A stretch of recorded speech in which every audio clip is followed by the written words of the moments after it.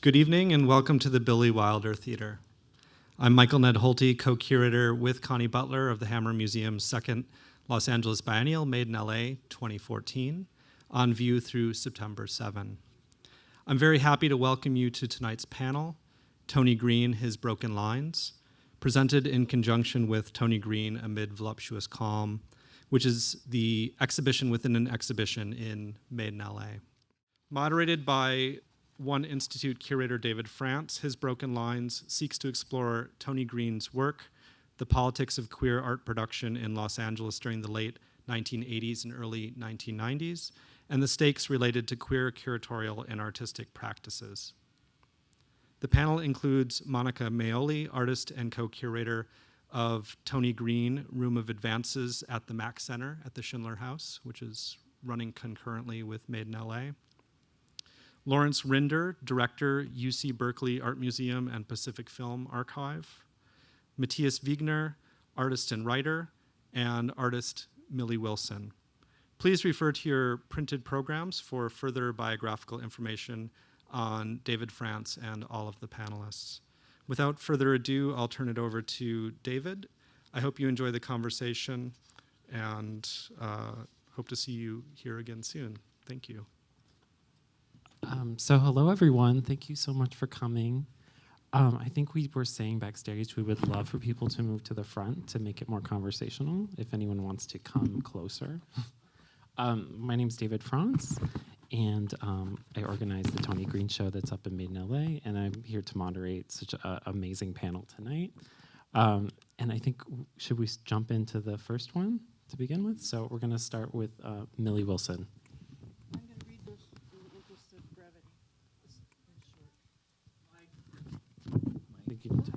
That's right.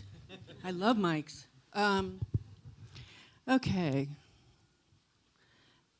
The image that's up here is from 1994, and it's in the collection of the One Archives at USC. And I've got it up there because I wanted to kind of add other kinds of images to the whole idea of AIDS activism and the crisis in general. Just for starters, you don't have to it's not going to illustrate anything. A lot of people were living with HIV, but dying quickly, and the sense of urgency was very profound. White, gay, and bisexual men were mostly visible, but people of color, women, children, and IV drug users all were deeply affected and had fewer resources too, and were more organized after, let's say, the ACT UP years. In the early 80s, the epidemic was barely acknowledged. I'm assuming that not everybody lived through that. A little history here. Research, new medications, and healthcare were not being funded. It took the radical activism of ACT UP and other groups to accomplish the cocktail, if not the cure, and transgressive aesthetics to sustain the bittersweetness of staying alive. For a brief time in the larger culture, art and queer politics were intertwined, excuse me, and very visible. Even before the internet, oh my God, there was a collective sense of global activism in the face of HIV as it was demonized and mostly ignored here in the US. Artists gave the struggle some of the most sophisticated graphics ever used by a grassroots movement. For most of a decade, we called it, quote, the year of the queer, because we knew that, its demise was certain, but we kept hoping the year would last a little bit longer. In that process, though, a lot of queer cultural projects were present and really visible in the world in a way that had not happened before. And of course, artists were among those dying. The visibility of this queer subculture was also rendered in the multitudes of obituaries, the largest textual archive of mostly men's lives, gay men's lives, to be seen in mainstream print media.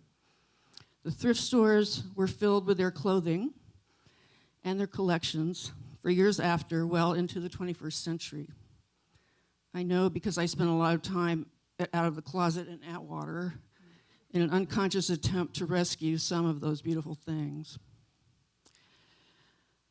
In the late 80s, Tony Greene was a graduate student at CalArts who eventually became one of my closest friends.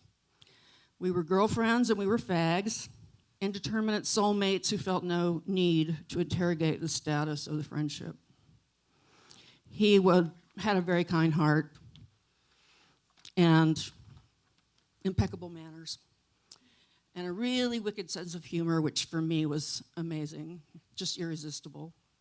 He understood my dry gallows joking around as exaggeration and survival. He knew the savage place from which it came. I could trust him with irony and with the necessity of irreverence. Conversation was central to Tony's everyday life. His pleasure in language was always there to connect all of us. So we spoke of paintings and embodiment, of abject tableau, beauty, and the meaning of style. Did we gossip? Absolutely. Sometimes about the idiosyncrasies of the art world, but chat was mostly a fun-loving critique of cultural anomalies and a shared longing for certain Thierry Mugler shirts. Shopping was big. Critical discourse held sway in the art school when I arrived in 1985, although the feminist art project had been mostly erased from the official CalArts history. Nevertheless, aesthetic proposals made by various artists in the 70s continued to influence the next 3 decades, as we now have seen. I was a fairly new MFA myself, with a decade of working through a multiplicity of feminisms. I tentatively inhabited the term queer girl, which was not often regarded as an uncontested designation, especially by other girls. I had my own relationship with the erotics of theory, but I did realize that there had to be diverse practices in conceptual and critical art. Supporting work that was seductive and perverse seemed like a good pedagogical idea to me. Desire can be subversive as well as discursive, and it is seldom politically correct. Subjectivity is never absent from deconstruction. Difference resists normative culture promiscuously, or it doesn't exist at all. Tony influenced me enormously as I investigated the territory between theory and practice, wanting not to polarize the issue of which materials were the most, quote-unquote, appropriate to art with ideas. Tony's work was informed, or is informed, by highly codified signs and objects of sentiment in the Victorian period, and by the diorama, the perfect paradox of how to keep life suspended in death, both present and absent. He adored artifice and used it to produce new meanings. Also arising in the 19th century was the science of sexology, the photograph, and the elaborate domestic interior referred to by Walter Benjamin as, quote, the perfect scene of the crime. Such a proliferation of surfaces, textures, and ornamentations served to catch the ghosts of presence, violence, and desire. In the full flowering of modernity, there were sites of resistance. Decadence, camp, spiritualism, the Gothic, the pornographic, the homosexual, and the suffragette. The fetish ruled in the fragmented body, in the detail, and in the specificity of so-called flaws cherished by a lover in the grain of his skin. Tony's work is layered with all of this information, each work, a pastiche of luminous color with acidic undertones. The pictures are lushly decorated with linguistic signs, the paint sitting so high on a picture plane as to suggest a fourth dimension. It seems to just float in front. The veils of glazing and varnish are akin to the disintegration of a mirror's silvered back, and also, like the amber, that can sometimes preserve what is fragile and fleeting. Tony would want us to consider the poetics of pathology and the necessity of wit and stylization in the face of losing so much. The works are conflicted, exquisite objects, testaments to how fiercely he felt the world and how gallantly he lived with the contradictions. Tony was not insisting on conclusions, but instead giving us a perceptual experience of a deep material space that continues to reveal itself to the viewer. Tony was a lover in pursuit of emblematic tropes. He was an aesthete, when it was dismissed in the Academy, and he was an amazing, generous friend to many of us. And this is my list of thank yous, and then I'm done. Thank you, David, for putting this together and being so eloquently right on in your choice of how to present it. Evidence of such a complex history. Thanks to Ray Morales and Norm McNeil and the Norton Family Foundation for archiving so much work. Many thanks to the curators, collectors, and friends, especially Richard Hawkins, all of whom made 4 shows in 3 cities possible in 2014. Thank you very much to Kathy Opie, who co-curated with Richard Tony's work for the Whitney Biennial. She also had the foresight to beautifully document Toadie's studio 24 years ago. And more thanks to Judy Bamber and Monica Majoli for curating the stunning show of Tony's work at the Mack Center. If you've not already seen that show, which is called Tony Greene, Room of Advances, at the Schindler House in West Hollywood, you can do that until September 7th. And finally, warm thanks to John Neff, who can't be here tonight, but who curated an elegant reconsideration of Tony's work in Chicago at Iceberg Projects. And then we're just going to chat, right? I'm the historian. Thank you so much, Millie. That was really beautiful. Thank you, Millie. All right, I'm going to show some about 10 slides of Tony's work. You probably already know this, but Tony's effective working life was about 2 years, and he covered a lot of territory. But there was maybe 5 years before that where he was also working, and I think that work is worth looking at. But most of what people are paying attention to is this work. The piece that's projected up there is called "Opinion of Silence." And I just want to talk about it because I think it's typical of a lot of later work, and I want to talk about the title in a minute. But so you have this kind of layering of thick impasto floral ornaments in the island, right in the center, over a photograph which is probably a wildlife diorama. Can't see if there's antlers in that one. They're all basically either beefcake or dioramas.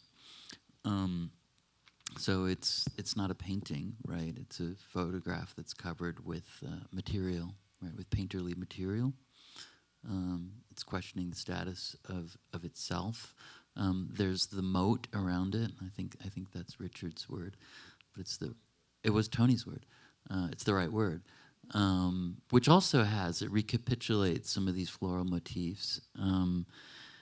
So the early work, there's a series that have these kind of ponderous, open-ended title. This one is Opinion of Silence, and the next one is Dying of Correctness.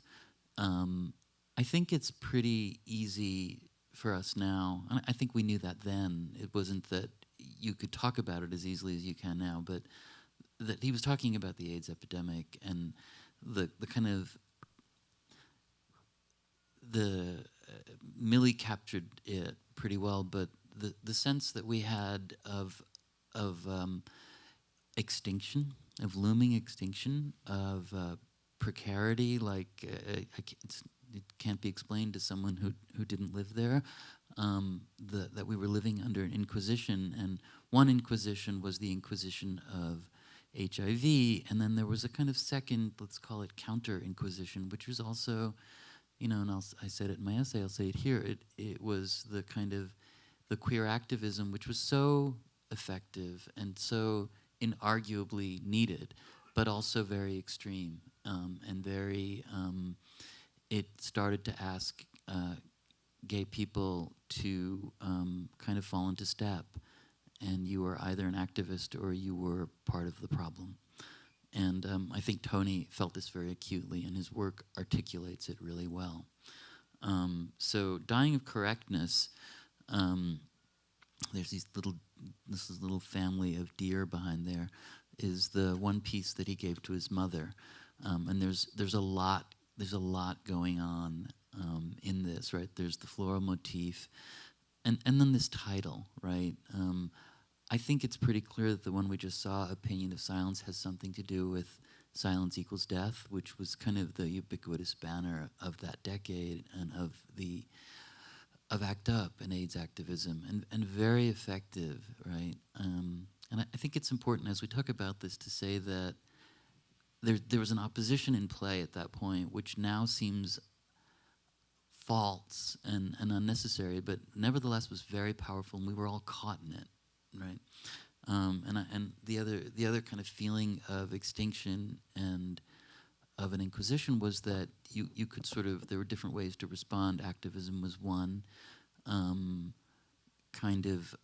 Let's say decadence was another, and I think that was Tony's. Then in terms of queer sexuality, lots of people stopped having sex, lots of queer people, because they were afraid. Or because safe sex didn't quite seem like sex, or for a number of reasons, right? So I think there was a kind of great divide between the people who were having sex and the ones who weren't. We don't talk about that. I think especially the people who weren't don't talk about it. Tony certainly was. So the next set, so this is 89. The next two are what we call the letter pieces, right? And this one is If, right? And the next one is Faithful, right? You have Faithful. So these are really interesting because they're like the ones that I just showed, right? Which have much more kind of provocative titles, right?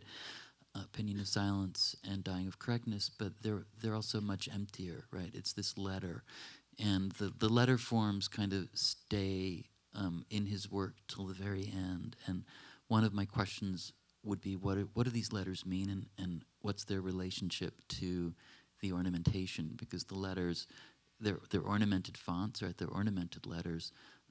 They're also often with kind of floral decorative motifs. And one of the things that I would kind of postulate here is that the floral stuff is really interesting because it's sort of alive and dead at the same time, right?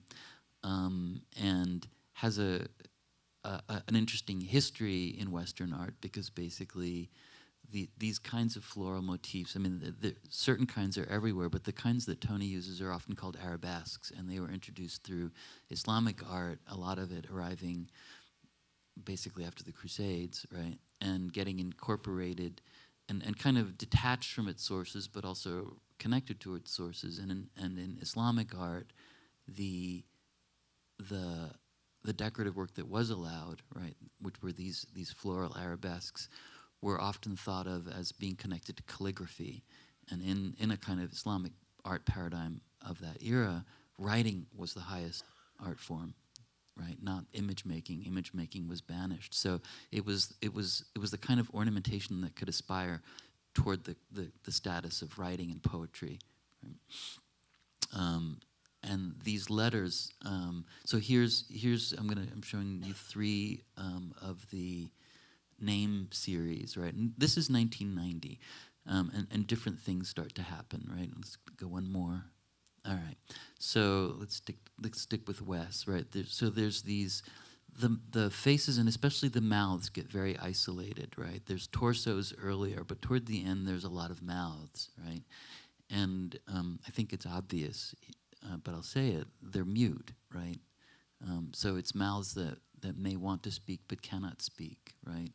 And they're also covered with ornament, and there's Richard Hawkins and I were talking about this one last night, and the ornaments are reversed here, right?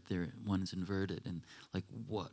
And sometimes they're not. Sometimes they're the same on each side, and sometimes it's just one ornament, and it's not symmetrical. It's asymmetrically placed. What does the ornament mean in this work, right? So there's these kind of grapevines. There's these grape bunches. There's these wheat stalks. Right, and then a flower on each side, and again, they're like half dead and half alive. Right, they're about harvest, but they're also about some kind of commemoration. The font there for Wes,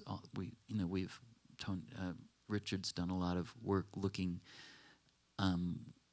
where Tony got that font, right? And it does resemble a font that was out there, but it's a really idiosyncratic font, and it looks like the other thing that we know Tony was looking at, which is Rosicrucianism and the use of alchemy and letter symbols, and that those crossed. What are they called again? We talked about this.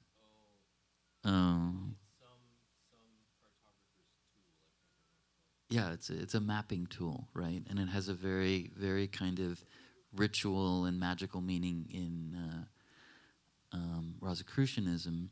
I don't think I've been looking at this work for 20 years. I don't think Tony was trying to make magic happen, but I think he was interested in the kind of language of the occult and ways of expressing things that can't be expressed through either words or through representation, and that's to me where the letters and the ornament really connects. Let's go to the next one. These are the poor. Pardon? Speed it up. Speed it up. Trying to be a moderator. All right, Millie got to go on. So here's the pour pieces, right? Which are these beautiful mouths with poured paint around the next one, the red one. And the last one, which is one of the last paintings he did, and it's you, right, with another mouth, similar, probably poured paint, well, very impasto paint anyway, over the mouth. And that one doesn't have a title, it's untitled, so it's not if or under. And it becomes very kind of hard to pin down, right? And I think that some of the stuff that Tony was thinking about were these sigils. It was a way of working with uncertainty, an uncertainty about life and death, whether he was going to survive. I think that it's clear to me that at certain points he wanted to forget that he was alive and remember that he was dying. I think this is in the work. And also forget that he was dying and remembering that he's alive. And it's a kind of counterplay where the opposites don't form kind of stable poles, right? They're the basis of the play of ornament and the play of meaning in the work. And I'll stop there. I have a lot more to say, though. Thank you. So we're going to go to Larry. Okay, so I'm going to talk about the exhibition in a different light that I curated with Nayland Blake. This was an exhibition that took place in 1994 and 95. We took less than a year to organize it and started working on it in 1994. The original inspiration for the show was, for me, a scene that had developed around a little gallery in San Francisco called Kiki. And as was alluded to earlier, there was a reaction in San Francisco, as presumably in LA and New York and maybe all over the country, both, a lot of people were in sympathy with what was going on with ACT UP. It was necessary, it was important, but people were also felt a little bit oppressed by it, I think, at least artists in this community around Kiki. And so the reaction in San Francisco in this community was to become frivolous and to embrace humor and irreverence and just to find a way to be a little bit more lighthearted in the face of this incredibly oppressive atmosphere.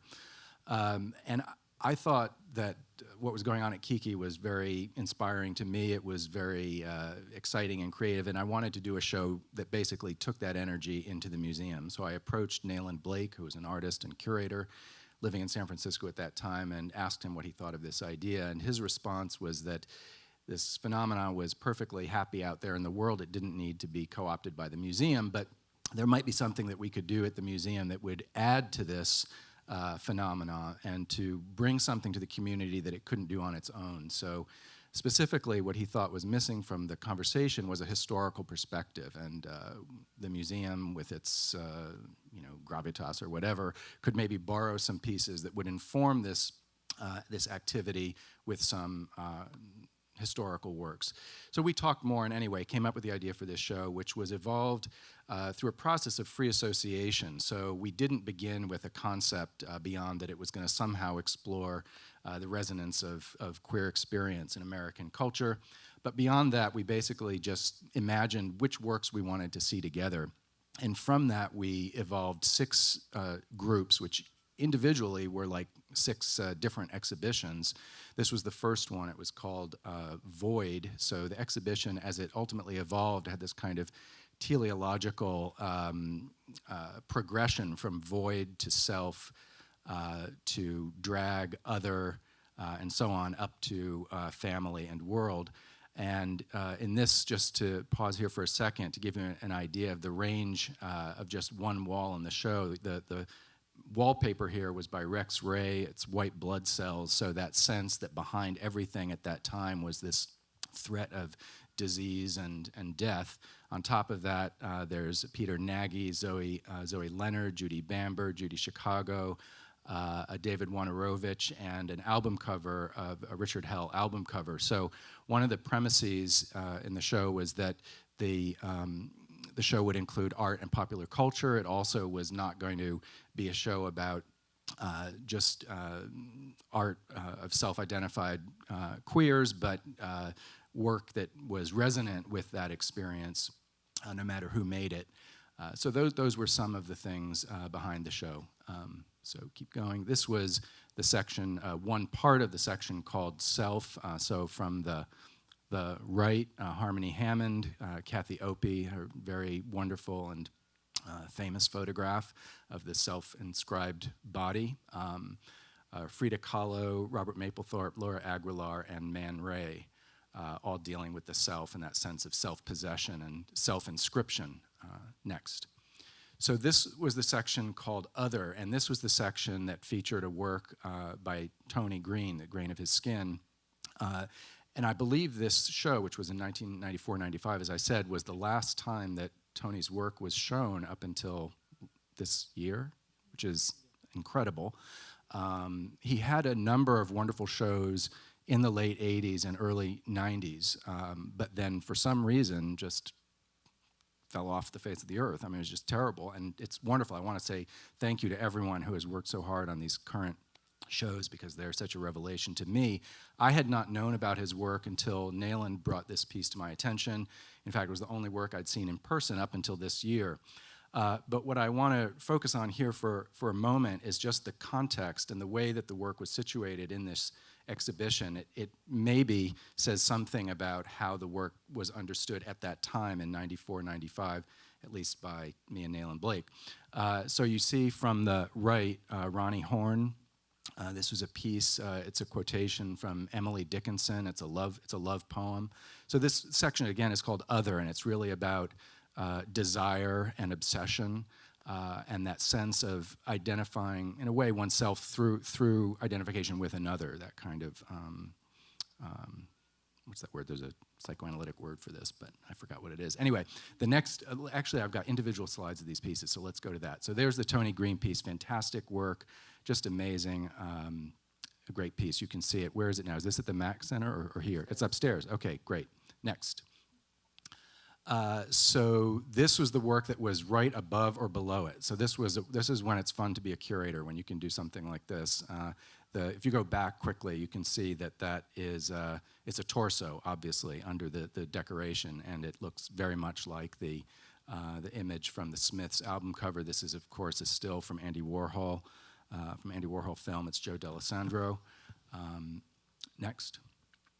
And then adjacent to that, this absolutely fantastic painting by Pavel Tchelitchew. This is black and white. The actual piece is beautiful, blue-green, very radiant image called Necklace of Roses from 1931.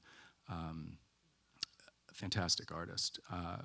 Then, of course, immediately adjacent to that, Robert Mapplethorpe and Patti Smith's album cover for Horses, 1975. Next. Romaine Brooks, an artist. If you don't know Romaine Brooks, I encourage you to find out about Romaine Brooks. Awesome artist. This is from 1923-24. Peter, a young English girl. Next. Zoe Leonard, fashion show from 1990. Donald Moffett, You from 1990. Of course, Donald was one of the founding members of Grand Fury, which was sort of the artist propaganda arm of ACT UP. This was a lightbox piece. Next, Millie Wilson. This is wonderfully in the show upstairs, Daytona Death Angel from 1994. Next. Joel Otterson, who, also like Tony, has had a wonderful resurgence this year, was in the Whitney Biennial. This was a piece called Bowie Knife Bat from 1984, a wonderful tall piece with two baseball bats connected with a Bowie knife on the top. Next. Marsden Hartley, Cascade of Devotion from his Mexican series from 1932. Robert Indiana's Hartley Elegy, of course, in homage to Hartley, whose own work of the Berlin series was an homage to Hartley's lover in the early decades of the 20th century. Next. Richards, Goethe's Italian Journey, 1990. This is a really wonderful copy of the Italian Journey that Keanu Reeves signed and mysteriously adjusted. Next. Connie Samaras, an alien head, wonderful piece. Next.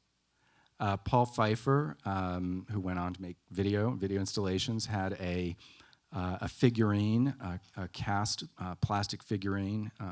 This was, I think he may have still been a student or had just graduated from the Art Institute at this time. Next. Karen Kalimnik, Madonna Before She Got Famous. This was a floor installation, really wonderful piece.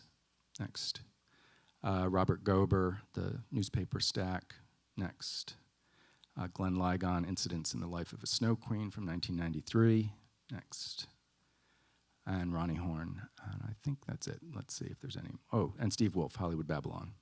Let's see if there's one more in there. No, that's it. Oh, that's you, Monica. Okay. Right. Monica was in the show too, just not in that section. I was in Orgy, I believe. I think you were in order. Surprise.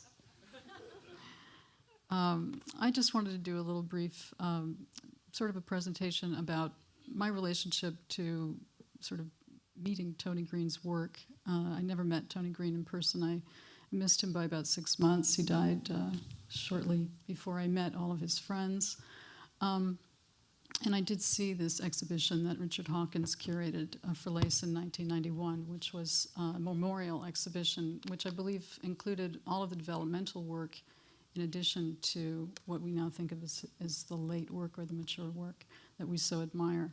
We can move along. Yeah. So unfortunately, there are only a few installation images of Sweet Oleander, but I wanted to show them. I remember the experience of being at the exhibition. Of course, there was a great sense of grief that was palpable, but my experience was of seeing this remarkable work that I found completely unplaceable. I really didn't know how to experience this photographic sort of visceral painting practice. And from that moment on, I sort of fell in love with the work and had a kind of compulsive relationship to it in a sense. And so, was it been 24 years later? Yes. Judy Bamber, the artist Judy Bamber, and I curated a show. We can move along at the Schindler House, which you've been hearing about. And we wanted to bring together, Judy and I were talking 2 years ago, actually, about our sort of desire. Judy was a close friend of Tony's, and I had seen Tony's work really because of my close friendship with Judy. I've seen the work, every month or every couple of weeks in her home, and re-experienced also just the sort of the enigma, the extraordinary enigma of this work. And we were talking about the hunger that we both felt in seeing the work again. And so we wanted to bring together something that we thought of as a kind of survey, a show. And okay, you want me to speed up? That's fine. No, it's fine. We can move along. But we're sort of trying to pair. What we were trying to do was to kind of recreate some of Tony's decision-making here, which was to combine the brass plaques with the sort of beautifully sort of fetishistic, romantic passages from various male authors like Melville and Proust, with the letter paintings, bringing together the works and kind of creating the juxtapositions that he had initially created in this very sort of elliptical way. We can move along. And another thing that we had thought of in this exhibition initially was to bring together sort of the groupings or the themes that Tony had worked with, and Richard had been such an extraordinary resource for us in understanding Tony's work and how it was basically really the way his thought process, and Richard has just been an extraordinary sort of force behind every single one of these exhibitions and provided us with really all the background information that helped us understand what it was, the material that we were working with. So I'm sort of taking you through a sort of virtual tour of the house. This is maybe in a certain way the kind of the hearth of the house. In this room, we were sort of bringing together landscape pictures that have the taxidermied animals and have a sort of funereal quality about them, combining them with the tattoos. And let's see, some of the important things about the Schindler House in relationship to Tony's work that we were thinking about were Tony's relationship to sort of a mediated nature, and the relationship to the Schindler House, obviously to the interior, the exterior relationships that were so pivotal to Schindler's philosophies. The sense of melancholy was something that we were very deeply affected by, and this kind of idea of a sort of nostalgic utopian ideal that obviously were mirrored in the two elements of the house and the work itself. And Judy was very sort of insightful and understanding the need to have a sort of intimate experience of the work, unlike the institutional exhibitions that we've been seeing. She was really thoughtful in suggesting that we should really kind of create a domestic relationship to this work, and also had talked about the sensuality of the materials of the house. I was particularly interested in the ways in which vision and sight works in the work, and this sort of ways in which opacity and transparency function in the work, the sort of vistas and the looking through that one must do in order to take in the work. That's very much a part of the Schindler House in terms of obviously the vistas of the exterior and the intense kind of heaviness of the cement walls. Let's see. Yeah, we can move along, sure. This is, I guess, in my mind, is sort of the narrative climax of the show, which is obviously very much about the kind of, I hate to use the word memorial because I know you're going to ask us about it, but now that you've sort of given us a little hint. But yeah, this room in particular, I think, was obviously about AIDS, and refers to a very early piece that Tony made. I guess very early, it was like 1987. We're really talking about such a brief period of time on which he was able to make work. Maybe we could go on. Yeah. And here you see that there's this sort of obituary, the obituaries from the LA Times that this was a 1987 piece, that he affixed to terracotta tiles that were sort of varnished, and this in relationship to some of the very last works he made that have been talked about so beautifully, about using the men's mouths and names, and sort of these relationships that we were trying to draw between his very last pieces and then this very early work. I believe there's a painting that actually can't be seen here, which is sort of a blueprint for the work, and also reveals his influences in terms of Mapplethorpe and Bleckner. And then also, there's another piece that Richard Hawkins owns, which is unfinished, which is the last piece that actually, there you can see it there at the far end. So we were really dealing with a kind of a narrative of both Tony's death and also the ways in which he was dealing with the epidemic, both personally and symbolically or collectively. We can move This is the last room, and these are the last two pieces that Richard has referred to as the pores. And sort of these were the actual paintings that, for me, really just bore themselves into my mind. There's one final one that I know that Matias has spoken of. I was sort of, in all of my thinking about this work, this is what's so kind of beautiful about revisiting this work collectively, is that in all of the years that I've thought about this work, I didn't realize that the shape, which I had always thought of as a kind of glory hole or making sexual illusions, was actually the absent definitions, one might say, of Kaposi's sarcoma lesion. So there's this sort of way in which, he's essentially framing desire with death and illness and bringing it very close, obviously, essentially making a kind of veil of death and looking through to desire. It's quite beautiful. Thank you so much for all four of you for speaking so eloquently, and for sharing so much, and for being so generous. So I think we're now going to jump into conversation, and I hope this can be incredibly informal. I guess that's, Monica, you lifted off on such a poignant note, but also a very difficult note. And I guess one thing that I was thinking about a lot through the conversations was in relationship to the show that's upstairs is kind of the relationship to the continuation or the presence of the body. I think especially the show upstairs has a lot of the torsos, and I think it's interesting we didn't talk a lot about the torsos.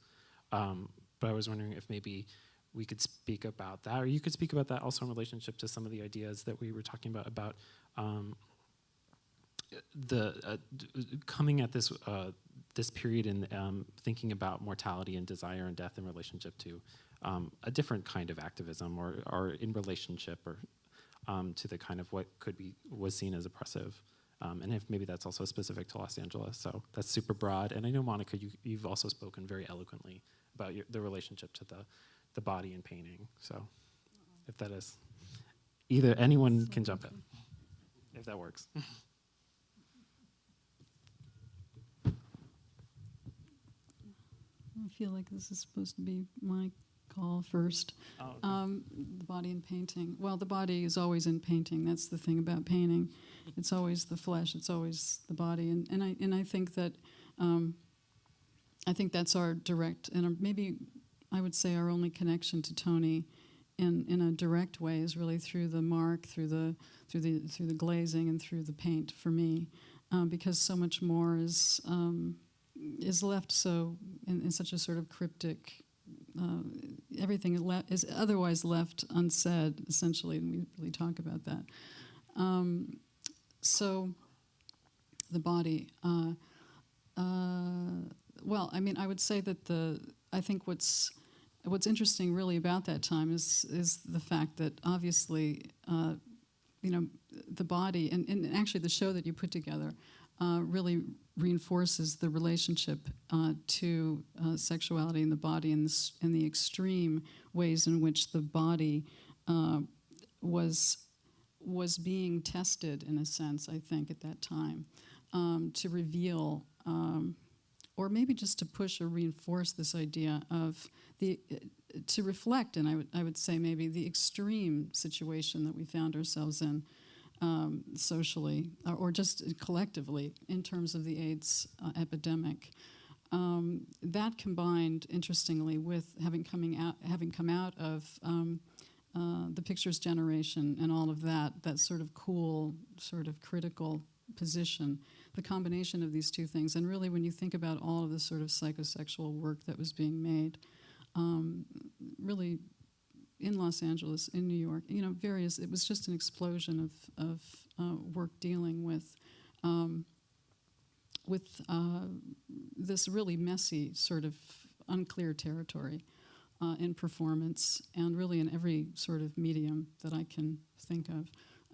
So yeah, I think it's an interesting way in which I think maybe even, I don't know if it was unconsciously, but almost in response to the time, I think this was a kind of a movement, basically, that was happening in Los Angeles, and Matias, you were talking about Club Fuck and all of the activities that happened around that. Well, it wasn't. It was but- just a wild, a time of abandon of sorts, I would say. Yeah, a lot of things were going on more than met the eye, which was very. I mean, I think Millie was right in the sense that ACT UP and the AIDS activist movement in general had brilliant graphic strategies, and they're cited today, they're reused today, and one of the things that they did really was put gay male bodies in a kind of public spotlight, right? Gay male bodies with AIDS and just gay male bodies. And the other, like one of the other really effective body strategies they had, more effective the first time you saw it because it got overused, but was to have these die-ins where you'd be marching and you'd lie down on the sidewalk and in chalk you would trace each other's bodies on the sidewalk, right? Very powerful, very much about the presence, the absence, the precarity of bodies, right? I think that it was very hard to compete with that because it became prescriptive. It was certainly effective. I don't think anyone would want to argue about its effectivity. But so what are the bodies in Tony's paintings? He has a very. I keep coming back to the sort of relationship between photography and painting here, right? Which was problematic then, probably problematized then in a very different way, right? And a lot of the pictures generation that, interestingly, Douglas Crimp was such a champion of, right, was portraiture, was bodies, right? It was often cropped weirdly or shot weirdly or colored or processed in some way, right? Or some part cut off, right, the head cut off. Or the Robert Longo, right, the sort of tossed bodies, which, you know, tied in a way to a lot of the activist work. And then the use of graphics. And that really was effectively the style of ACT UP, right? It was pictures generation style. It was the photograph plus some kind of text, right, everywhere. So Tony's using the same elements to an utterly different effect, right? He is talking about bodies. He's talking about sort of the desired queer body. He is also, I totally agree with you, talking about the suffering body, right? The diseased body.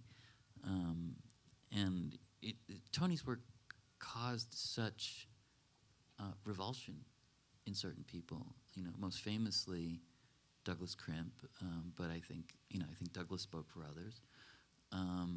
And, you know, I think it was a body that they didn't want to see, right? It was a body that, you know, the famous essay of Douglas Crimp's is Mourning and Militancy, right? And he plays off Freud's Mourning and Melancholia, and in Mourning and Melancholia, Freud says, well, melancholia is a trap that you fall into because you can't mourn, right? And Douglas follows that, but he says this work was melancholy to him and therefore a trap. And we had to mourn, but the proper form of mourning was militancy. Right? That was his I'd formulation. like to say something about how, I mean, this polarization of everything seems to come up. You know, was he championing painting? Not necessarily. Was he resisting activism? Not really. And I think that what was going on was that, you know, Douglas has a lot of clout, and there was a lot of rhetoric being, you know, and textual exchanges that were really prominent. And I don't really feel that it was that polarized, except in moments that became heightened because they were so present, you know, either in talks or actions or books or whatever. And I was thinking as you were talking about the kind of melancholy or memorializing thing. I mean, I wanted to say that I think that Tony's work, for me anyway, has so many levels, and I don't see it as melancholy. I see it as like, you know, really smart, and the arabesques are like the grotesques in the Italian, you know, ceilings of the Uffizi, and, you know, it's a way of pulling something else in, another kind of representation in that isn't necessary. It is considered to be kind of slightly perverse.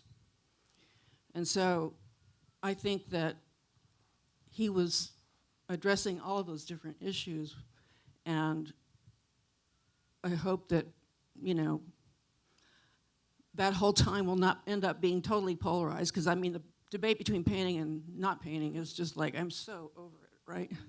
You know, and it's just like, if it works, do it, you know? So I just wanted to comment that I think that his work is incredibly vibrant in a way that wouldn't have been the case, I think, had he not been engaging all of those different levels. Thanks.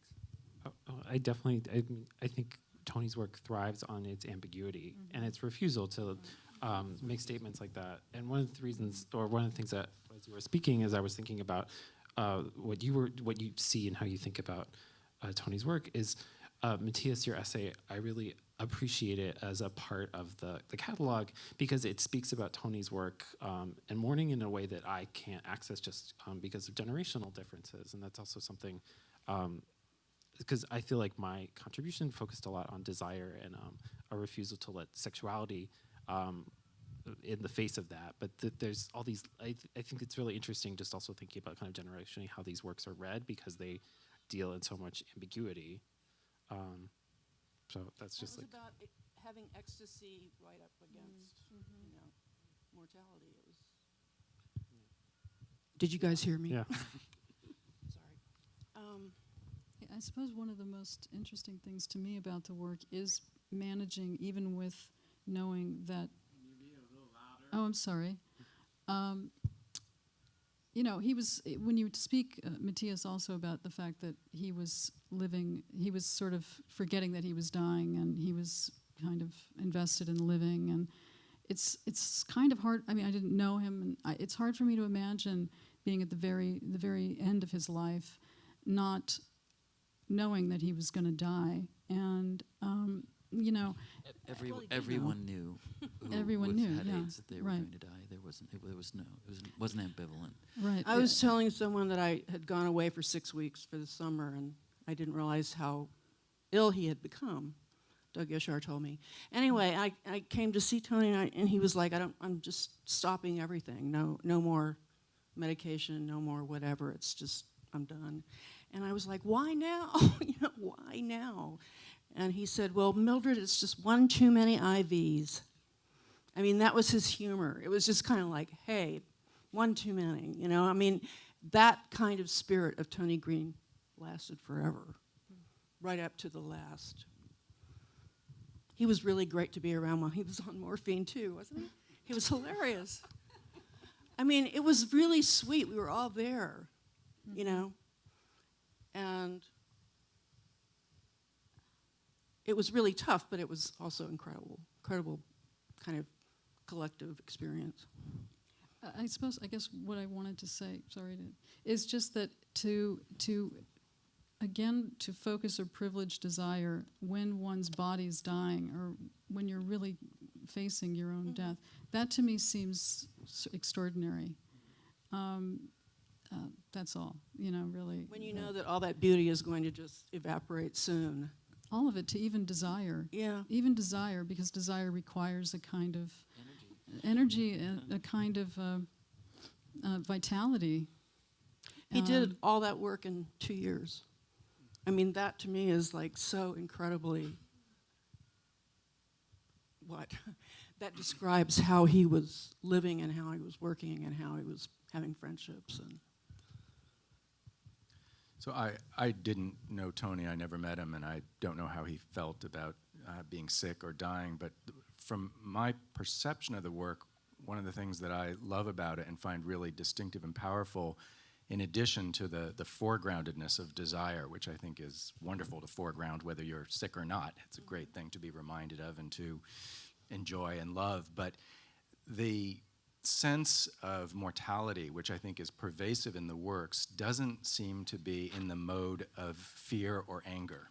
It's just a given. It's just present. I feel like that's what the decoration is. but there's no fear or anger. And I think that's maybe what infuriated people like Douglas, that they wanted fear and anger. And also, that's why I mentioned the Victorian period, because memorializing became so highly articulated in so many ways that it was just part of everything. And I think that that was part of what Tony might have been tapping into and using all these different kinds of systems of signification to get there.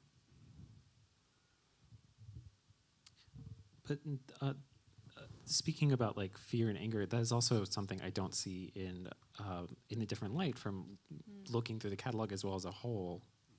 Was that also a coherent like part of the show? Is like its starting point, or can you speak to that? Well, it was the starting point, literally in the sense that my initial inspiration for a show, it actually turned out to be quite different from what I originally wanted, was this group of artists around Kiki who were obstinately not angry and not fearful, or at least putting out as if they were not.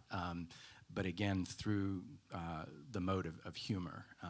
In San Francisco, that was, people like Jerome Chaya, is really the quintessence of this, just to have more fun than ever and to hell with it all. A kind of a Dada almost sensibility. So that was deeply embedded in the inspiration for In a Different Light. But the show went much, much farther than that, and much further than that local community. But I think that both Nayland and I were looking for something that embraced a broader scope of affect than the, just the propagandistic, which had been ubiquitous for the previous 10 years or so. Although that wasn't excluded from the exhibition, there was a vitrine of ACT UP materials and things like that. I mean, I think there was a conscious sense in San Francisco of exhaustion with that approach, but not so much antipathy. I think we all understood that we were all in this together, and that everyone had to do their thing, whatever it was, but that it was time to look at other modes of expression. I love that show because it was just so kind of inexplicable to people who are expecting identity politics, and I just thought that was so brilliant, And I think, it was such a tough time, and I really think that actually there were people making art. Jerome was making art the whole time, but he didn't get seen for a while. There were all these things going on simultaneously that are just, that's what's so great about these shows, is that they kind of bring together all that stuff. So. I thought A Different Light was a really significant show. I knew it at the time and in retrospect, but it was syncretic. Somehow you took these sort of things that were hard to reconcile, and you didn't treat them as if they were hard to reconcile. You just put them next to each other, and and I don't think it was conciliatory. I don't think any of these things are reconciled, really, or reconcilable maybe. Right. But there was an intelligence, that I think is sort of coming to the surface now. Generally, I'm very curious, to be honest, what Douglas Crimp is thinking these days, and if he's, I just don't know. I don't know him as well as I did. But even in the essays that I was reading in Melancholy and Moralism that he released in, I believe, 2004. Yeah. Sorry. He talks also about the softening that he's come to. In fact, all of the artists that I was aware of in ACT UP that were so kind of, I guess you could say, militant or committed to that position, all said that the loss, ended up really affecting them in terms of the position that they ended up taking and understanding. And Crimp was talking about just understanding the need for mourning in art, essentially, and that has purpose and meaning. So actually, it's reading this book and looking through the course of time and chronologically, he's changed his position. Well, I think that having to take one position. I mean, Yes. having to feel that something is so Right. utterly crucial that you can't walk away. You know, you have to do something. That's why we have the good drugs that we have now. You know, I mean, really, they just made people so bothered by the whole thing that they couldn't. They shamed them into actually getting some stuff done. I mean, I don't think it would have happened without that. Yes. I don't think it's the only way, though, and I think that, I think it was Neruda, I can't remember for sure, but he said something like, God help the revolution if we have to sacrifice poetry in the process. And I think that's true. And I get very kind of antsy about the sort of, well, there are these polls, and it's never that simple. But this is also highly topical as like the stakes of these types of projects, especially as this period is being historicized and is like ripe for that within culture at this moment. And I guess that kind of like the description of this also talked about thinking about the stakes of these types of projects, about Tony's resurgence, and also thinking about kind of the complexity of this moment. The complexity of thinking of, I think it's the complexity of thinking about this past in the present moment, maybe is the best way of putting that, if that's a little word jumbly. Well, it was hard to tell what was going on at the time. Yeah. And I think that it's like John Neff said last week. He just wanted to fuck it up. He just wanted to like throw things up and have them come back down again and see what happened. And that sort of doctrinaire thing was very annoying in that regard, that you could only be a certain kind of committed activist or whatever. But I think that also there were a lot of people who were phobic about activists. It's like, ew, get out of my face. So it's, God, it really is complicated. I don't know what else to say about it, but, it's never just one thing or another, as much as some people might want it to be.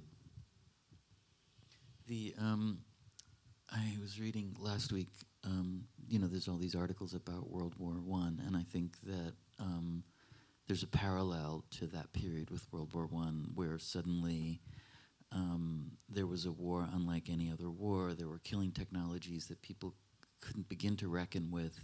There was incredible romanticization of war, and it particularly focused on Rupert Brooke, who's the great British World War I poet, and died sort of in the war, but died going to war of an infected mosquito bite, but he was beautiful, and that was part of it, and it was and sort of queer, but not gay.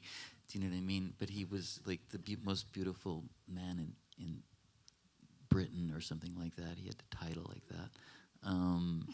But that complexity, right, and a whole generation sensing their own extinction, right, which started to happen really like 1 or 2 years into the war, when the killing was so extreme and so mechanized, right, and there was something I think really, it was just unrelenting. There was always a funeral. There was always, it didn't. I think the fragmentation of the body, though, had something. That's when people realized, oh my God, thousands of millions of people can be totally damaged, not just dead, but like unable to manage the world. And so it sort of works both ways, It's like sometimes that fetish is one thing and sometimes it's another. But we've seen a lot of that, I guess, in imagery in the 20th century, in a way. Do you want to have questions? I have a question for those of you who know Tony's work. We've talked actually quite a bit about the torsos and the human bodies, but what about the animals? Half of the paintings, or not paintings, photographs with paint on them, are of deer or something like that. What were they? What are they? What were they for Tony? But what were they for Tony? Well, I felt like it was like he was showing us this death and life moment. This kind of, the Victorians were big on that too. Stuff it, and the reason immortality. I yeah, guess really, it was like try to deny the fact of what is going on by making this big ritual around it, and try to hang on to everything. Richard Hawkins has, I think, spoken of this really well with me and in public too. But there's also this sort of aesthetic of the men's club, right, and of the trophy, and of certain kinds of, like, what kind of art would be acceptable in a gentleman's club, right, where there's no ladies, as well as the kind of the counterpart of that aesthetic, which was your grandmother's powder room, right. And I think that is present here too, but it is more the unconscious than the conscious. So like the colors, right? These sort of a lot of very drabbed male colors, right? So you could have red if you mixed some black into it, right? You could even have pink. The deer to me are, I'm so fond of them for some weird I think it's because they're so weird for most of us, right? But I think Richard's right. I think that it is something about that. A certain version of male aesthetics. And continental, the hall with like as million heads as you can get on the wall and that kind of thing. And it's true here as well, but I'm always amazed at looking at old photographs and seeing like a room full of deer heads, just like the decoration was the idea. And I've also seen pictures of like antlers just piled into huge piles with children standing in front of them as though it's a really great thing. And so I think that, when they say deer in the headlights, there is a kind of truth to that. And I think that in some ways, when you're in a diorama, you're stunned. You're absolutely not going to do anything else but be stunned. There is something that speaking of historicization, that I think I want to take exception to in the way that the return of Tony Greene is being framed as an exception to the sort of this what's being conceived as the standard of the time as in art as activist and conceptual. When you look at the art of that period, there's so many artists who were working more idiomatically like Tony Greene than like Barbara Kruger. There's from Judy Bamber and You to Brett Reichman to David Dashiell. There was a universe of people who were making work that is in conversation with this, that was sumptuous and metaphysical and personal and emotive, that I think, the only people out of step were the critics and the curators at the time. Tony wasn't out of step with the art world. Not at all. And I also want to say that seeing his work again, it's just so vividly present. It's not about a memorializing kind of thing. It's like, wow, let's get it all together and look at it. It's pretty awesome. So I just, I haven't seen as much work of his in one place since 1990 or whatever, 94. And it's just kind of stunning how present, it's not about the past at all. It's just really now and beautiful. Should we open it up to questions, or do we have? I think. We can't see you very well. I see Susan Silton. Yeah. Mhm. If you can please wait for the mic.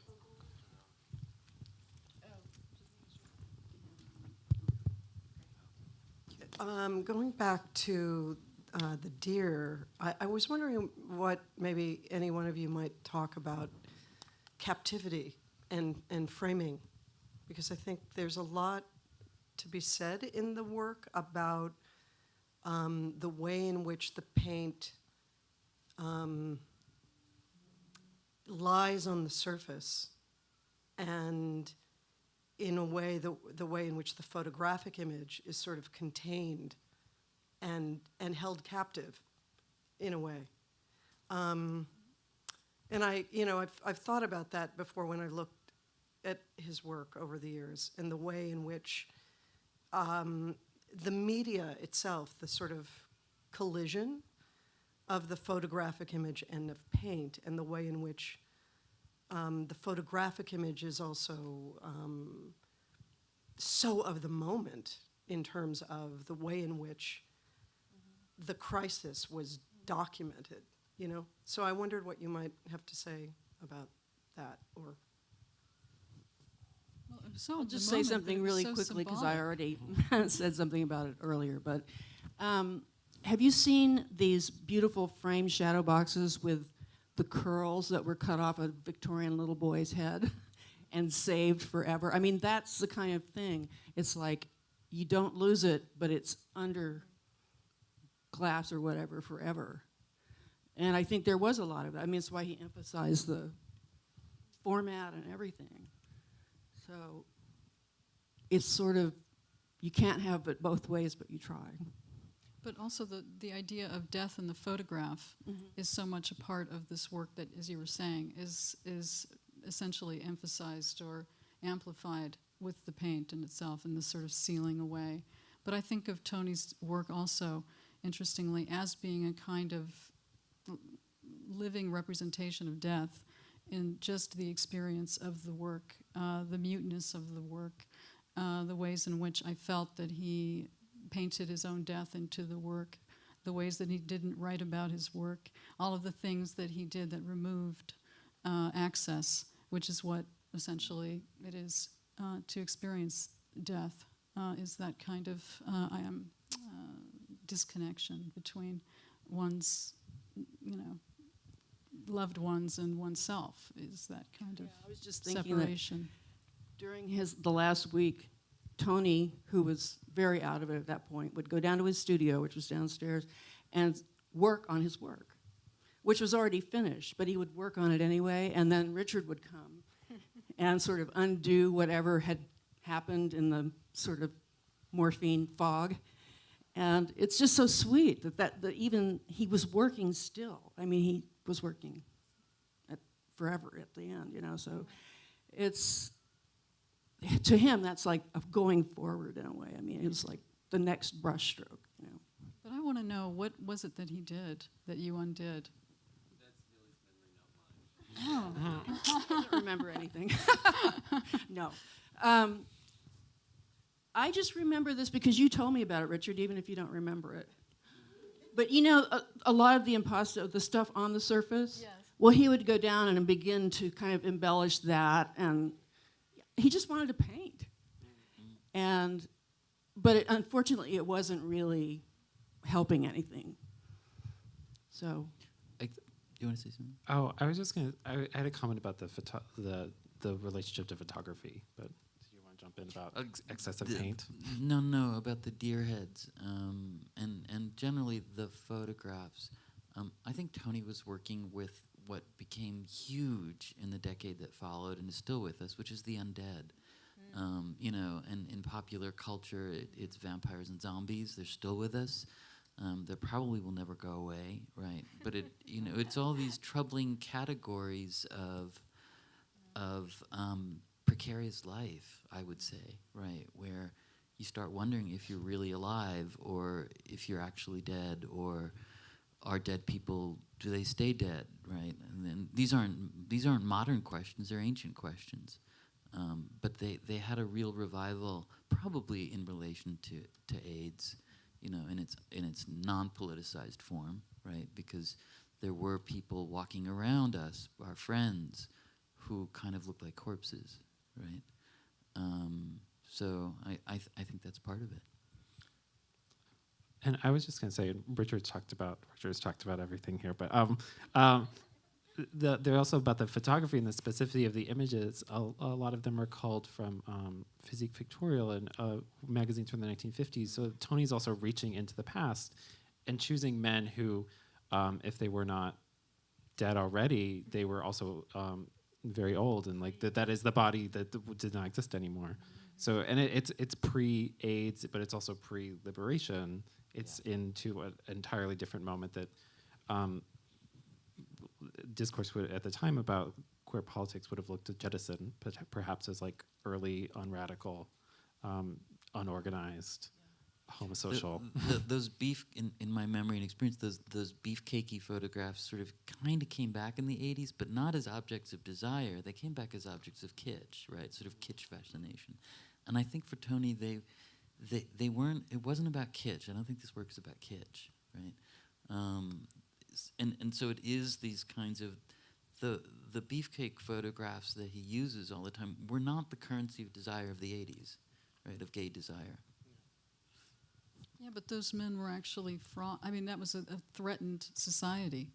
Yes. So again, there's that kind of desire with threat combined in an unlikely package, right? We don't think of that in that sense, but considering that those men were really, all of that was pushed so far underground, and it was, illegal essentially to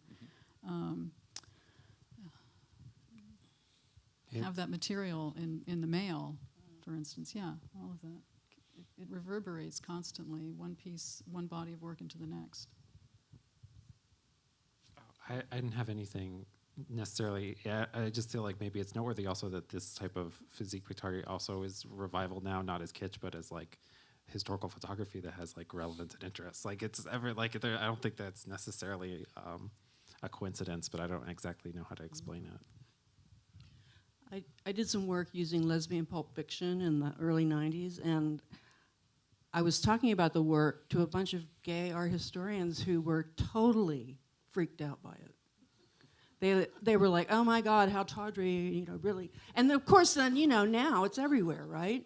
But I just thought this is a really interesting response because, here I am recuperating something that actually is kind of fun in addition to being weird and speaking of like repression and illegalities and all that. But, it's just interesting to watch where people's sort of prudish selves come forward about things like that. I think in this relation it's important to not look at this kind of work or the reuse, the citation of this work as like a longing for the closet, right? Oh, no. And I think that's the accusation that's often leveled at it, right? It's certainly, and Douglas Crimp has a kind of interesting phrase, which is our imperfectly liberated selves, right? And I think that's what it is about, despite what where he was pointing, which was a kind of more perfect liberation.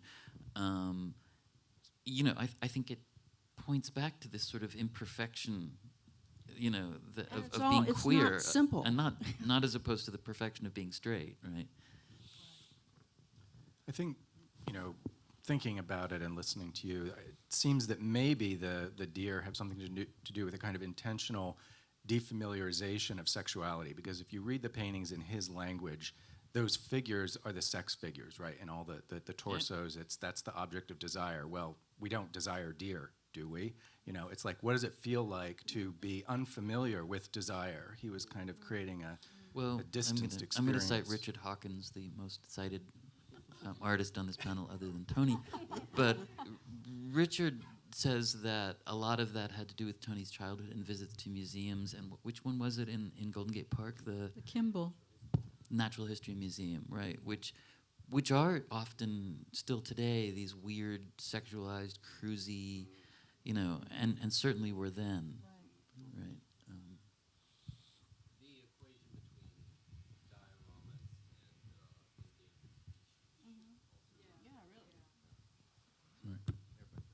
No, say it again. The equation between endangered species and deer should also be lost because, again, the deer are metaphors for these regal, handsome things that are disappearing quickly. So.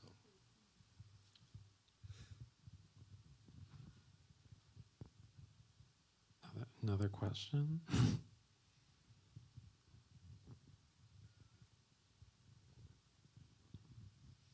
Well, I guess maybe it'd be good to talk about the relationship to the contemporary that these objects now are feeling in this moment, that are having here.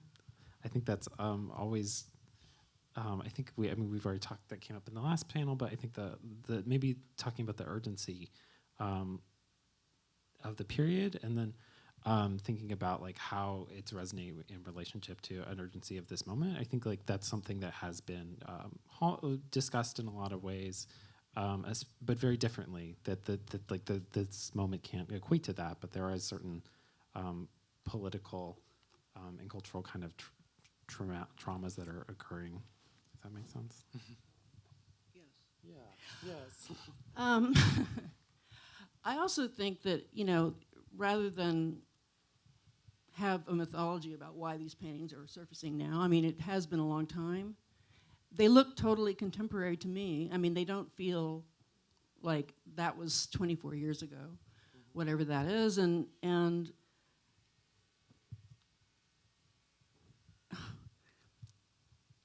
maybe, I don't even know, I mean, someone who wasn't even born in 1990, I just don't know what those people would think of these pictures, because it's like, how do they get read?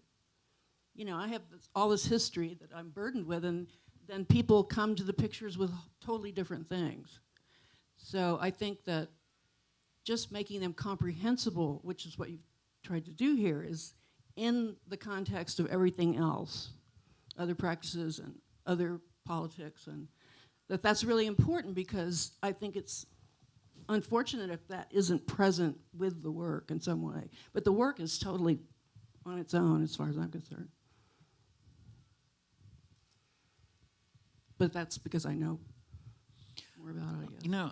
I'll take a little leap here. I hate talking about the contemporary because I don't know what it is yet. I'll know in 5 years what the contemporary was.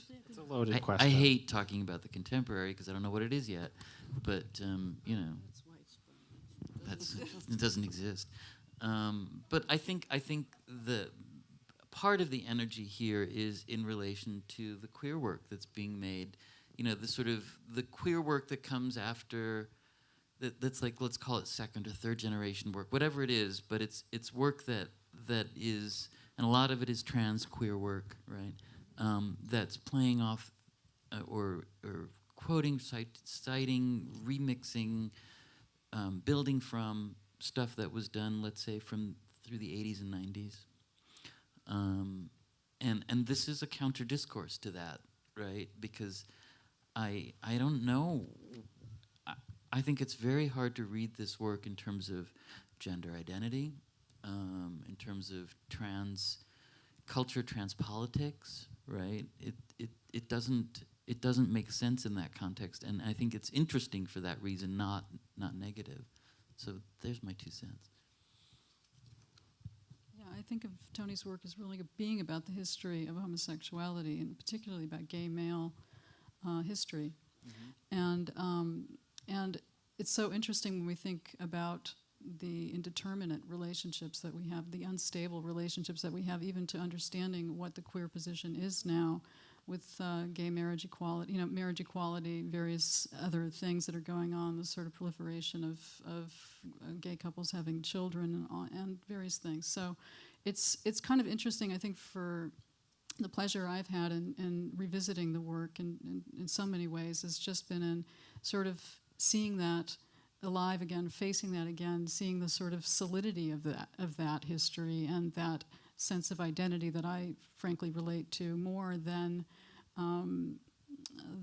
the sort of scrambled, the scrambled and all the all-American, yes, definitely. Yeah, sort of, I know. It's sort of, it's also fluid. At what point do we blame ourselves for being homophobic ourselves because we don't want to see those pictures of those bodies? I mean, I think that's kind of ridiculous in a way, because it's really about what the larger culture is doing around that.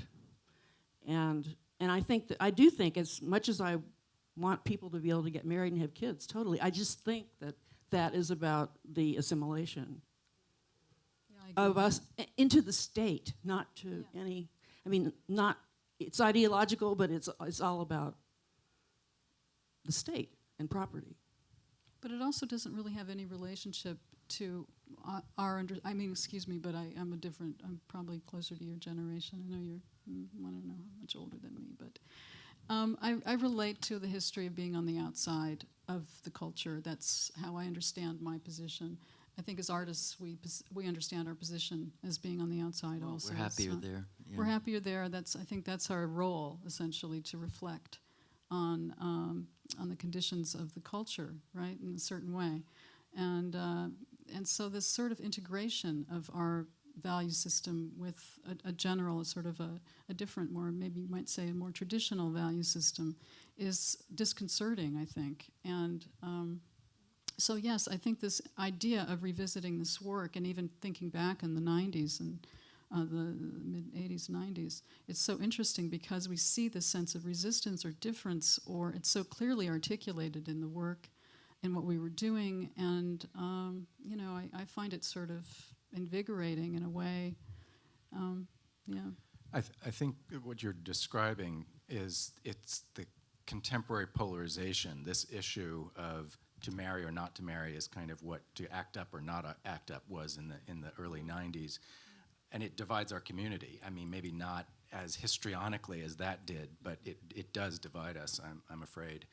And I think Tony's work is maybe interesting in this regard because it isn't clearly taking a radical or a non-radical position. On the one hand, it is clearly putting out a homoerotic image. There's homoeroticism is in this work. But on the other hand, the character of decor and the sort of the homage to the past that is the work is in a way at peace with a kind of a tradition. It accepts a certain kind of order, even, I would say, even as it transgresses. So it's kind of reconciling this rather than saying, I'm just outside. He's not just outside. He's part of a tradition that goes back to the Renaissance or God knows what, the alchemical thing. It's a long history. Even of decoration, Even and of the applied decoration. arts. and- Decoration, that hasn't been talked about a lot, but it was so like uncool to be doing it at that point. Very. And maybe it's still uncool, I don't know, but the decorative part of his practice and the fact that he really lived his life through that aesthetic is really important. And, you know, it's not only biographical, but it's a lot of things. Like I said, he was an aesthete in a time when it wasn't really appreciated very much.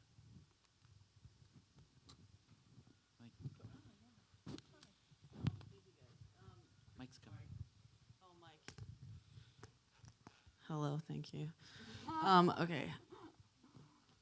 I like this conversation about where it fits into contemporary work because I think it's really radical when positioned into contemporary queer trans work because it's like subtly entrapping and like there's layers to it and it's like there's no naked bodies and we all don't have to take our clothes off, right? Which is so this thing that I'm like thinking about and grappling with when I'm thinking about curating as a trans artist, and I'm thinking about where's the work today where people aren't getting naked, including myself. I mean, I make work like that, but I just am really engaged in like where is it? And like this is so radical to me, and this is like radical this work being positioned in a contemporary queer world is incredibly radical and inspiring because it talks about these things, and I think it talks about acceptance and innocence and radical politics in a way that is subtle that I don't see today. It's poetic. That's the bottom line. It's It's awesome. poetic. Yeah. And it's literary. I mean, we've touched upon it lightly in different ways, but you know, for me, one of the things was that because I come from like a literature PhD background, a very like literary background, and suddenly I found a group of artists who were like reading the same, not only the same historical books, but the same contemporary books, right? And there was a real connection at that moment between the art world and the literary world, which mostly they barely meet. So poetic, literary quality.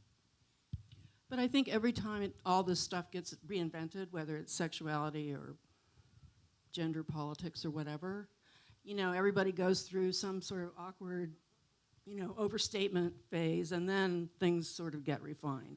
Yeah, it's perhaps. like violent. It feels like violent on some level to me. Like we all have to be like really big and really violent, really naked, and then it's like you see me. Which there's there's something really valid about that, and like amazing about that, and a witnessing and a voyeurism of like agency of body. Obviously, we all understand that probably, but I think that I don't know. There's something about these, like, was not very familiar with his work until the last 2 weeks when I've been researching, prepping, bringing my class to this. But I was thinking, as I was looking at it, there's something, and I'm interested that we're talking about the layering. And one question I was going to ask earlier that is maybe a little bit redundant, but I'm interested in the hierarchy of the layers of his work, and like where we have the photograph, and I read the animals as like very much an innocent stillness, and kind of almost like a bystander to like the activism part of his work. So that I'm wondering, like, if there's all these layers on top of that image, then clearly there's like an automatic hierarchy with what's on top. Do you guys agree with that? No, I don't. I think actually that you can't focus. If you're focusing on top, you can't go to the back. I mean, you have to like keep changing planes, so to speak. And I think that that's what makes them just unfold rather than make a statement. It's really about a phenomenological relationship to what's there, you know. Yeah, and also if there's a hierarchy, the last thing that's there always is incredibly excessive varnish.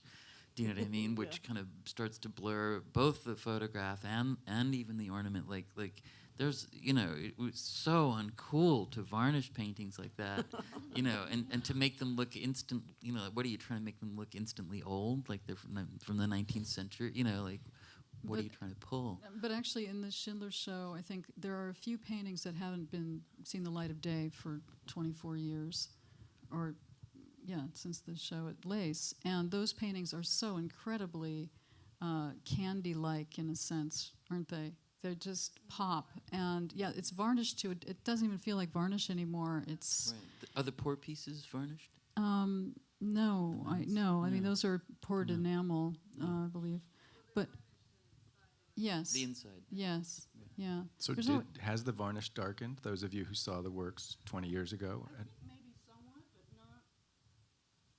Only if you compare in the Schindler house, the ones that have been in the Norton collection, Right. the stuff that's been, because Norton was climate controlled and the rest is not.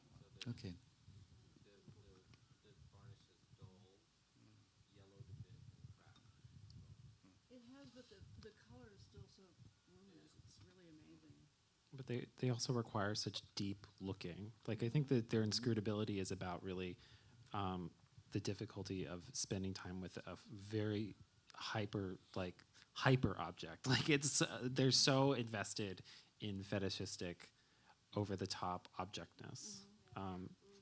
Yes, those frames. You love those frames. I love this one. Then the varnish has something to do with, and this probably comes from Richard, with skin, right? It starts to develop this kind of sensuous, you know, not necessarily living skin, right? Which is matte mostly, but it develops this kind of, it's the skin that's on the painting, right? And the sort of, it adds a body of some kind to all of what's already there. But it's also enormously optical, right? So that you really can't, you can hardly, it takes the difficulty in looking that you're talking about to a different degree where you can't actually, you struggle to even grasp what you're looking at. Right, because the varnish makes you have to move around because you're always so you getting can never a glare. take in the whole picture Right. at the same time. And I think what's so remarkable about having those pictures on view right now is really we're able to see what Tony was making, what he actually made, what he saw, and what he was making. Having that available to us is just a great gift, I think. Because, he worked in a tiny little studio. Tiny little studio. It was underneath the apartment where he and Norm lived, and you never got to see all the work, like really as though he were in a large space and could put it all out. So you just saw bits of it. And this is really kind of stunning and staggering to see so many together. Any more questions?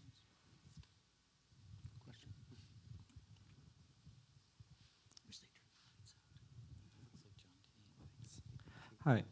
So I actually wanted to go back to David's question about the contemporaneity of the paintings, and maybe pose the question of whether or not they were actually contemporary or perceived as being contemporary at the time that they were made.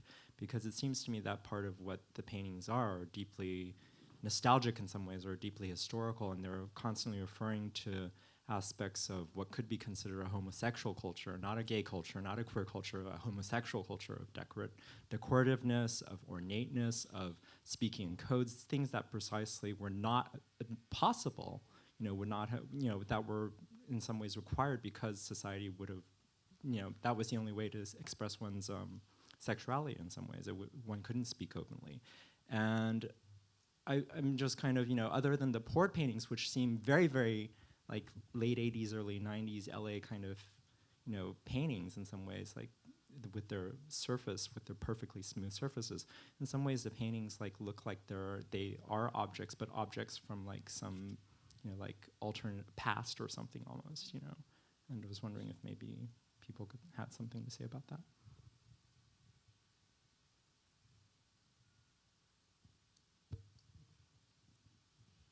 I can jump in. I mean, there's certainly about homosexual culture, right?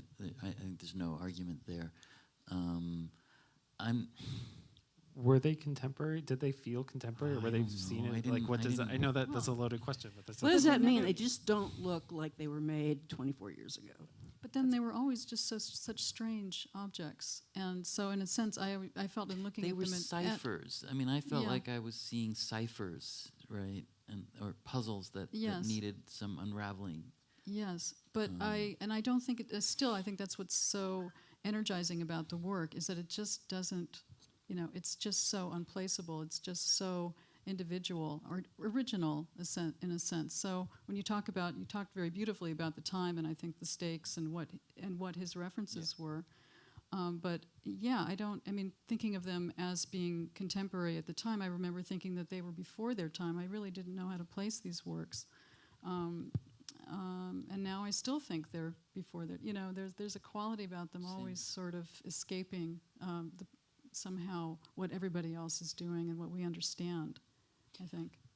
I know what I recognized in the paintings when I first saw them, which was older, the times that I'd been in older gay men's houses, men who were gay long before Stonewall, and they generally had a kind of a bordello aesthetic. Do you know what I mean? Like these, like not gay. Do you know what I mean? Like sometimes it was so hard. Very mannered, right? Very mannered. Upholstered. Yeah, very sort of leather upholstery, often with the little brass tacks, but then lampshades that were just a little too much, and it was a certain And kind we were of all aesthetic. so embarrassed by that, weren't we? It was a little embarrassing. Yeah. Well, it's Liberace. No. That was already that pushed it too far. Liberace was another thing. He was too gay. No, it wasn't Liberace. I can't. The Gaylord. Have you been in the Gaylord? Oscar bar Wilde. on Or James Wilshire? Purdy. Read a James Purdy novel. Or James and Purdy. You'll Yes. get it. I think these paintings have that in them. Clearly, they're rife with that sensibility. But I think why they're not that, and why they're something else, and whether it's contemporary or not, I have no idea. But they're that thing undead. There's the zombie version of that, and I think very effectively and creepily so. They're zombie paintings. Beautiful zombies, as opposed Beautiful. We should probably just point out that his mom was a decorator, probably still is, and he grew up around antiques and around other things like that. So for him, it was just like the dioramas. The furniture was always there and always was, something that mattered. And gay male decorators, Richard told me this last night, gay male decorators were his mother's friends, and they Exactly. were probably of that pre-Stonewall generation, Exactly. right? They weren't the hip young decorators of San Francisco. They were another kind of, half in the closet, sort of wink nod.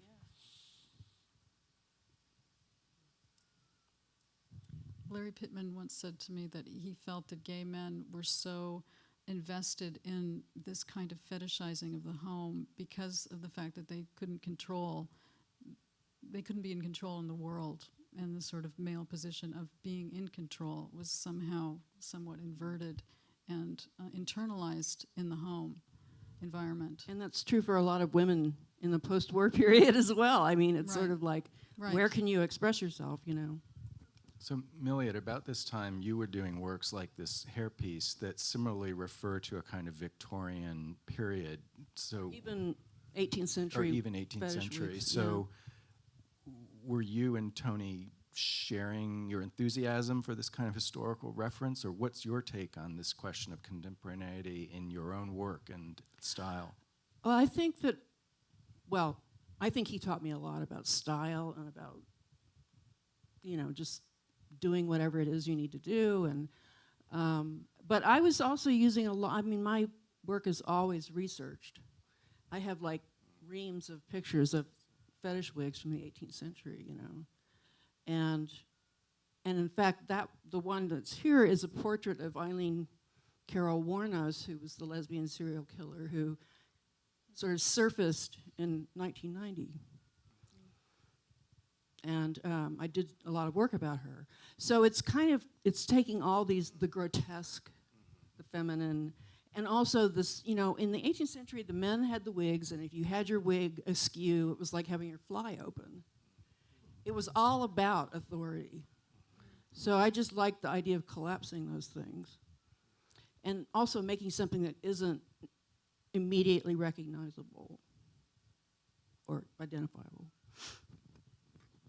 I remember you just said to me that the work had to be sort of mended or fixed by drag queens because otherwise no one else would know how to handle hair at that dimension. Well, that was in Boston for a show, and they were smaller beautiful. wigs, but they got disheveled in travel, and Who are you one gonna of call? one of the trans people who were there said, "Oh, we know exactly who to get," and boy, it was amazing work too. It was really great. So I think on that note, I'm being told to wrap it up. If there are any other questions, maybe one more, or we can continue the conversation in the lobby. I do hope that you will go to see the other show as well. If you Yes. don't know his work, it's really Wonderful. Thank you you. so much for everyone. Thank you for these wonderful panelists.